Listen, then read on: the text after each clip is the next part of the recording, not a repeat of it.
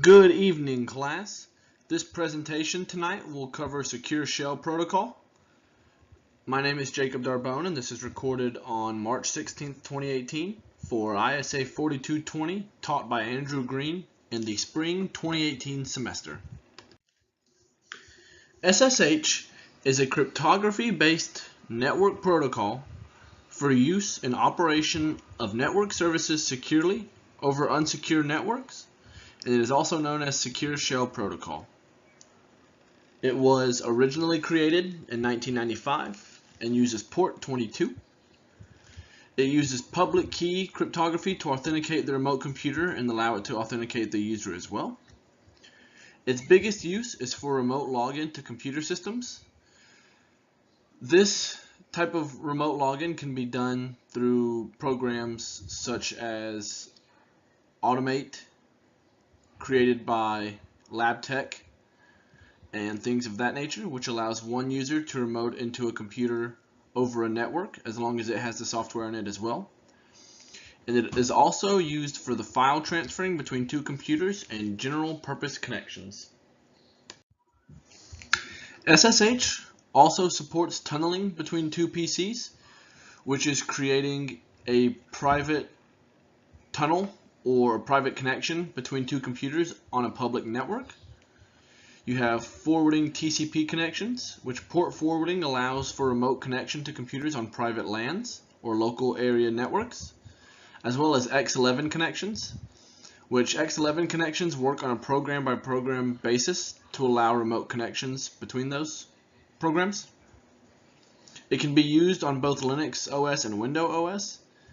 And SSH are often used in conjunction with FTP protocols for the encryption and protected transfer of files from one computer to another.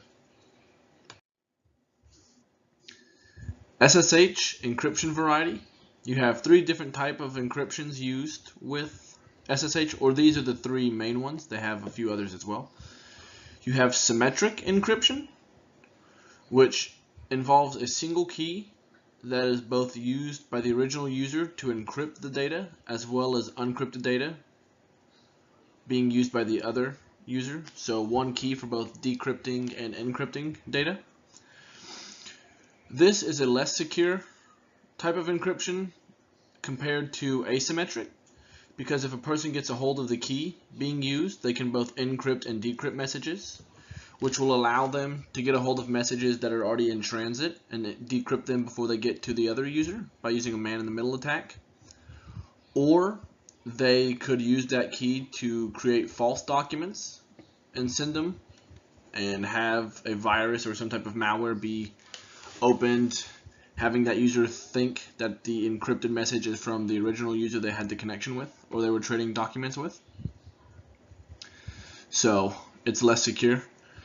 Next, we have asymmetric, which uses two separate keys. You have one key being held by one user who encrypts the message, and the second key will be used by the other user to decrypt the message.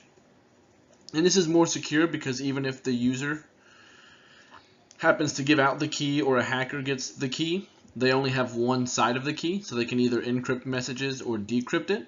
So it can't do as much damage as it would if there was only a symmetric key, which would allow you to do both. So that's why it's a little more secure than symmetric encryption. And then you have hash value, which is a digital signature on data sent from one user to another.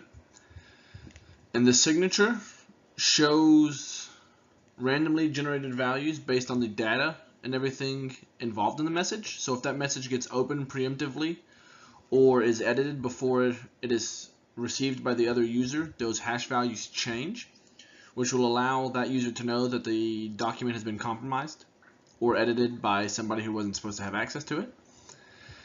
And that causes the hash values to drastically change, which will inform of that breach or changed information.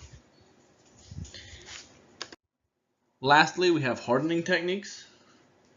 And with this software, if you're using passwords, you want to ensure they are unique, remain unknown to any other users but the one user who has that password, and you want to change them often. The reason you want unique passwords is you don't want passwords to be guessed by other users or to be able to be cracked by anyone using rainbow tables or brute force attacks or anything of that nature. You want them to remain only known to that user, so other users who have less access than that user can't get on and use their account instead. And you want to change them often, just to make sure that there's no chance that they are being guessed or cracked. You also don't want to allow counts to use root or admin access to avoid having users who don't need to be making adjustments in protocols to make changes or adjustments or change the keys. So pretty much you want to limit access to those who need limited access or have no need to be accessing that type of data.